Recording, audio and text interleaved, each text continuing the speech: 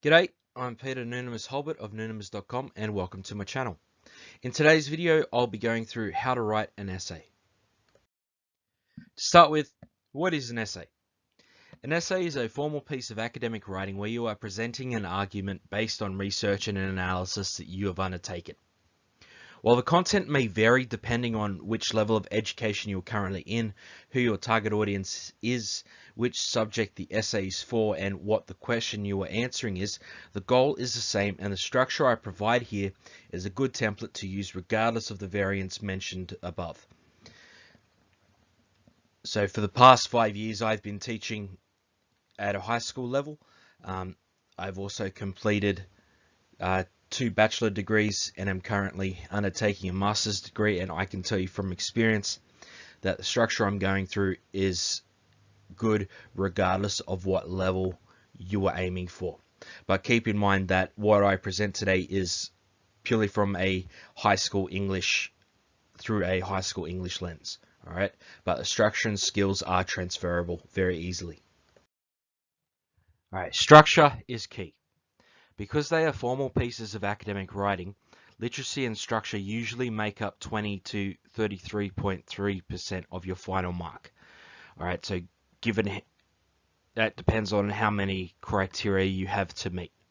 At the HSC level or the Year 12 level, structure and literacy is 1 out of 3 criteria, which means it's 1/3 of your mark. If it's 1 out of 5, then it's 20% of your mark. 1 out of 4, 25%, and so on and so forth. So getting the structure right and paragraphing correctly goes a long way to improving your overall mark.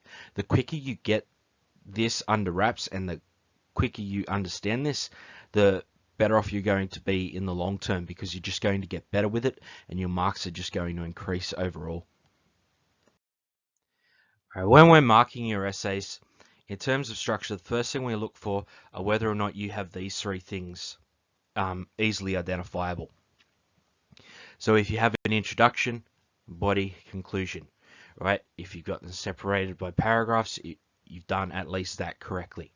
If these 3 sections are easily identifiable, i.e. they have their own paragraphs, you're already halfway to a decent mark for structure.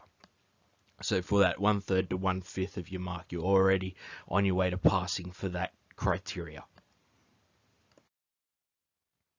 However, it's one thing to get your overall structure correct, and that may be good enough for a pass or for a C grade. To move up, the bands to move up, you know, from a C to a B or from a band 4 to band 5, you need to get the individual sections correct as well, not just the overall structure. So to start with, your introduction. So your introduction needs these following parts. So there are 4 there. All right. First thing you need is your thesis. Now, some teachers teach to have your thesis as its own paragraph, and that's fine. That's one way of doing it. This way, I prefer this method because it makes it one sentence. It's there at the start of your essay. It's easily identifiable. All right. It makes it easier on your end and on the marker's end. So thesis is your 1-sentence answer to the question, which you will be spending the rest of the essay proving.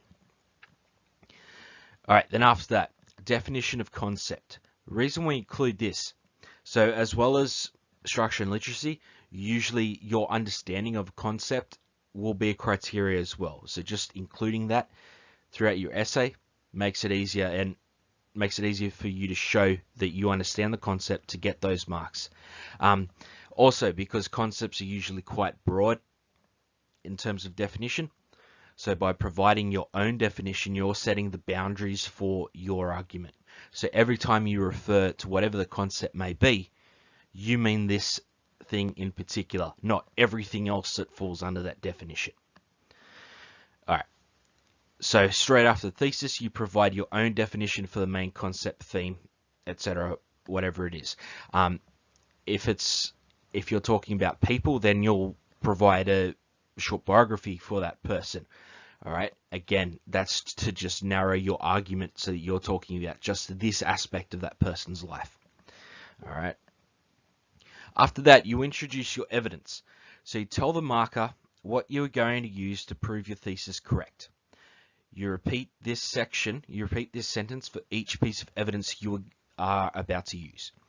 All right, so for an English essay, for example, if you're only talking about one text, you introduce that one text, right, this sentence. For each related text, they need to have their own sentences. All right.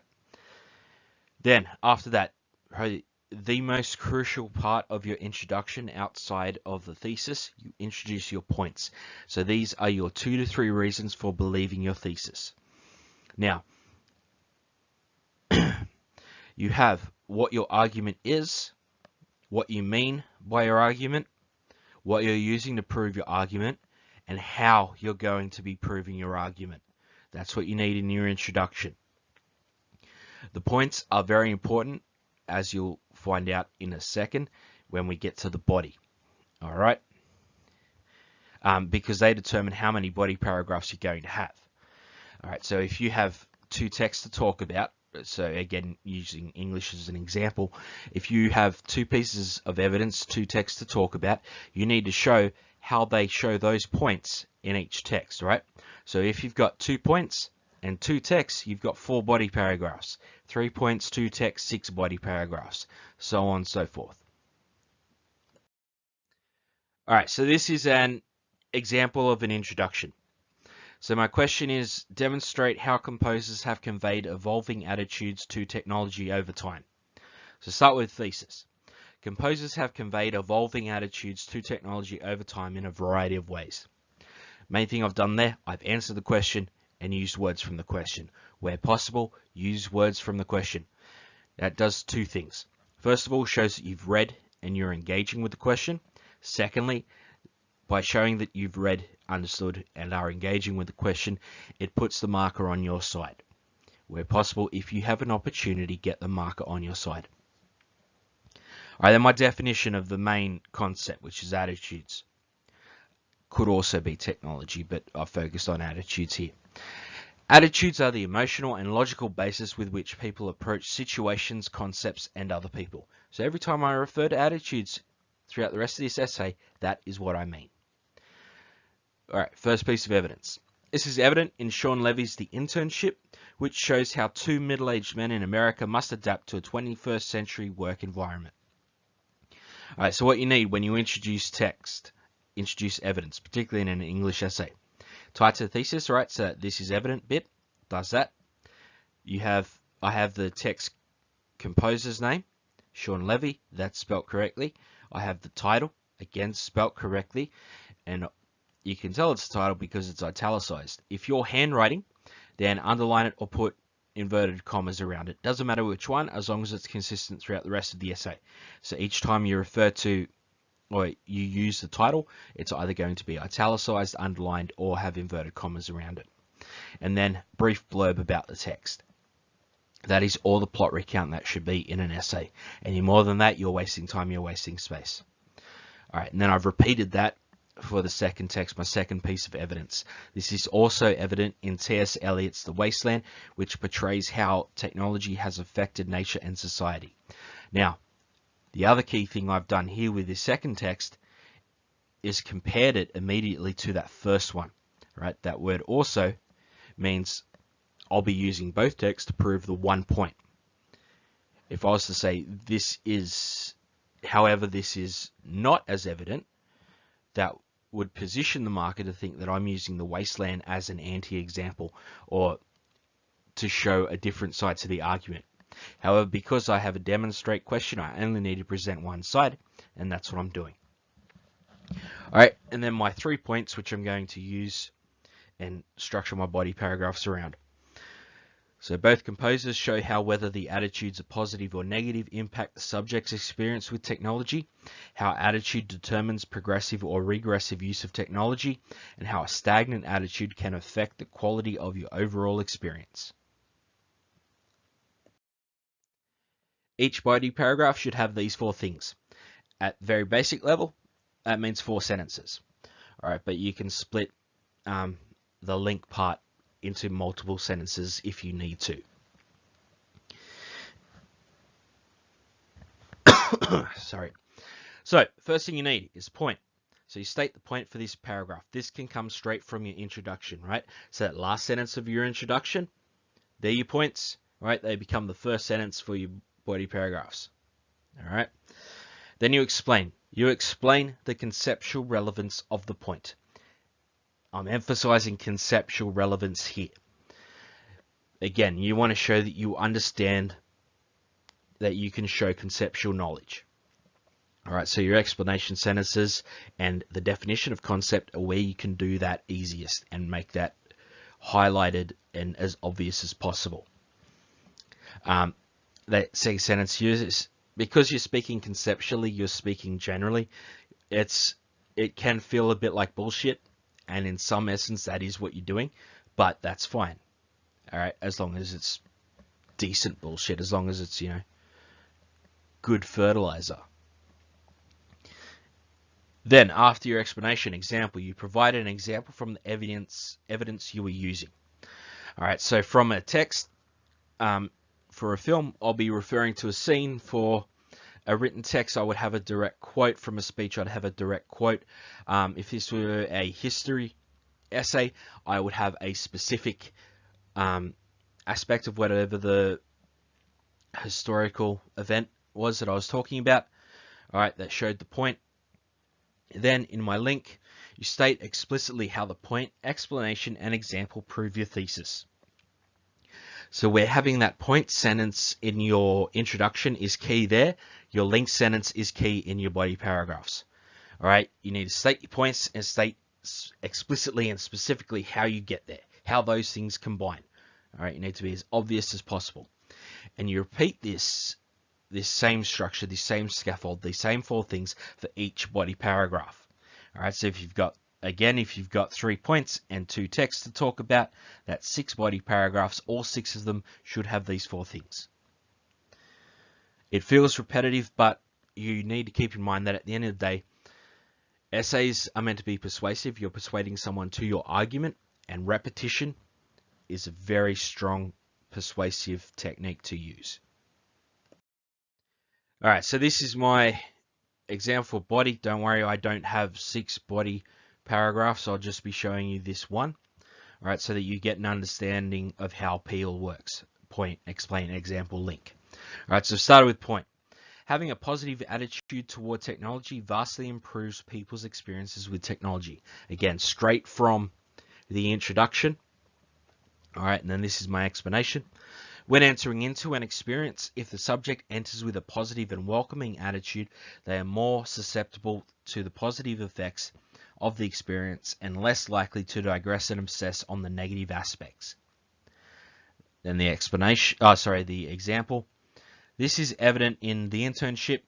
Again, because it's the title, I've italicized it. If I had underlined it in the introduction, it would be underlined here. Same with inverted commas, right?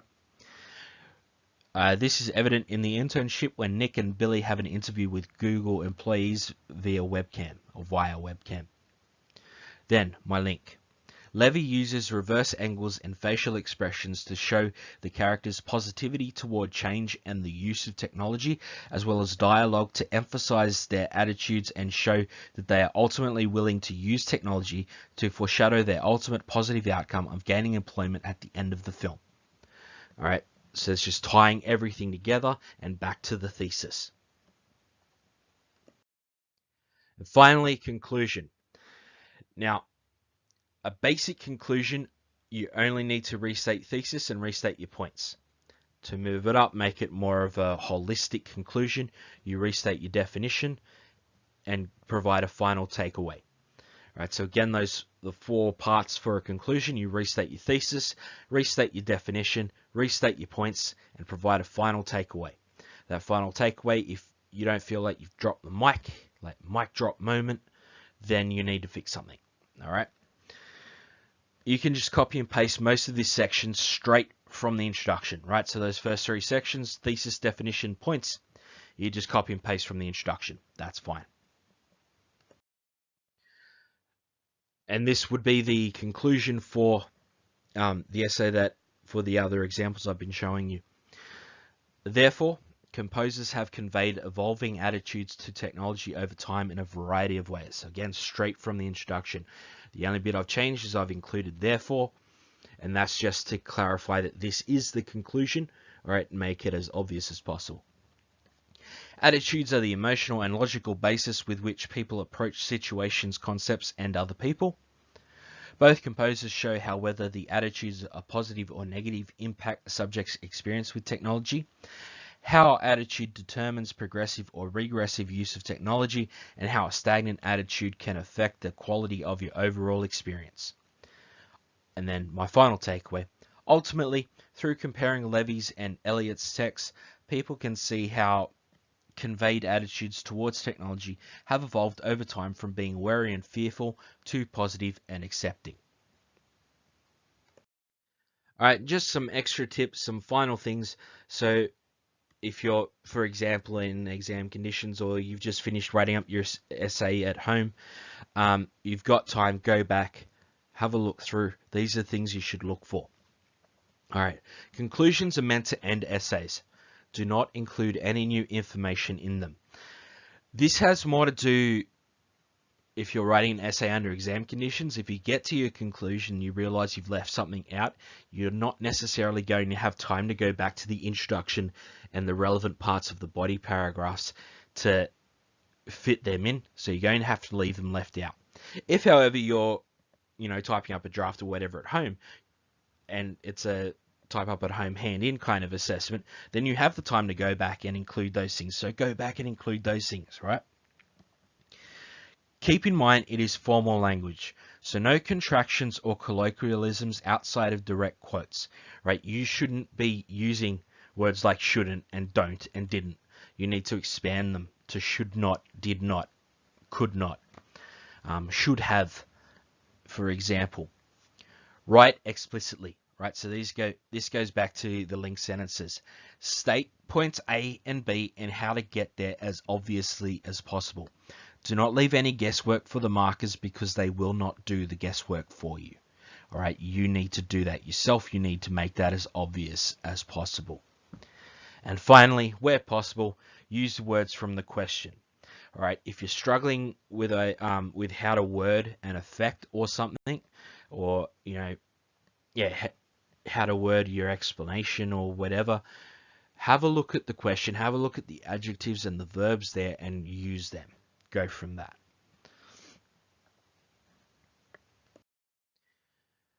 All right. If you like this, you want more, I'm going to be putting up how-to videos every Tuesday. That is Australian time. So I'm not sure how that converts around the world, but work it out. Of course, if you subscribe, you won't necessarily need to keep that time frame in mind, because you'll just get notification for it. All right, hit that thumbs up. Check the links in the description below. Sign up to my email list at noonimus.com to receive a free copy of my debut ebook. Be kind to yourselves. Catch you later. Thank you and good night.